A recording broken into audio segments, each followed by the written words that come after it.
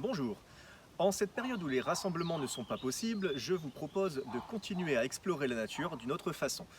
Ainsi, je vous propose aujourd'hui une vidéo animation sur le thème du sureau noir. Vous voyez fleurir depuis quelques jours ces grands plateaux de fleurs blanches avec une douce odeur vanillée qui lui vaut son surnom de vanille du pauvre. Vous reconnaîtrez facilement ces feuilles à ces 5 à 7 folioles au bord dentés qui dégagent une odeur assez désagréable, âcre, quand on les froisse.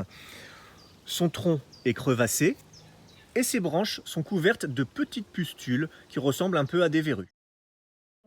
Le sureau noir a un cousin très proche qui s'appelle le sureau-yèble. Le sureau-yèble est une plante herbacée, c'est-à-dire qu'elle ne fait pas de tronc comme le sureau noir. C'est une de ses principales différences. L'autre différence, c'est que ces fleurs, qui sont pourtant de la même couleur, vont être au bout de la tige, alors que sur le sureau noir, on a vu tout à l'heure, on les retrouve sur tout le tour de l'arbre. Cet arbre est très utile pour nous, mais aussi pour la faune. La faune va se nourrir de son nectar, mais aussi de ses baies qui arriveront à peu près au mois d'août et au mois de septembre. On le surnomme l'arbre aux 1000 usages, justement parce qu'on peut en faire des milliers de choses. Les enfants s'amuseront à faire des casous ou des sarbacanes, car ces tiges sont creuses. Les gens qui veulent se soigner de manière naturelle seront ravis de faire des infusions avec les fleurs pour soigner les problèmes aux yeux, mais aussi pour soigner les différents problèmes d'intestin, puisque le sureau est diurétique.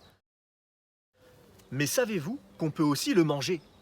Et oui, on peut manger aussi ses fleurs, car beaucoup pensent que ce qu'on mange dans le sureau sont ses fruits. Effectivement, avec les fruits, on fait de la très bonne gelée, on fait du vin, on peut faire de différents gâteaux. Par contre, les fleurs se mangent aussi. Je vais vous proposer aujourd'hui une recette qui est les yaourts au sureau. C'est très simple. Vous cueillez quelques ombelles de sureau et vous allez enlever le verre. Donc avec une paire de ciseaux, je vais retirer le maximum de verre et ne garder que les fleurs blanches. Les parties vertes donnent un goût amer au lait qu'on va aromatiser après. Donc voilà, je les tape juste, il ne faut pas les laver. Parce que si vous les lavez, vous allez faire partir une partie de l'arôme. Le fait de les taper, ça permet juste d'enlever les petites bêtes qui pourraient y avoir éventuellement dedans. Voilà. Une fois que vous allez avoir fini cette partie-là, il suffira de les mettre dans une bouteille en verre, comme celle que j'ai à côté de moi. Donc je vous montre. On met les fleurs dans la bouteille en verre. Et on va recouvrir tout ça d'1 litre de lait entier.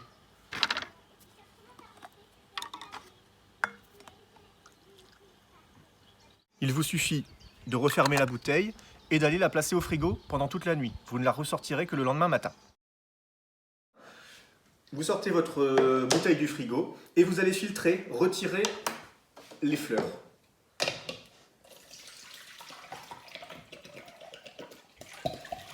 Voilà. Le reste des fleurs peut partir au compost. Vous y ajoutez ensuite un yaourt ou de la poudre de yaourt et du sucre blanc.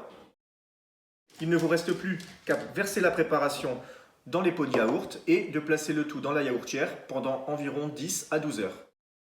Il ne reste plus qu'à déguster. Je vous souhaite un bon appétit et peut-être à la semaine prochaine.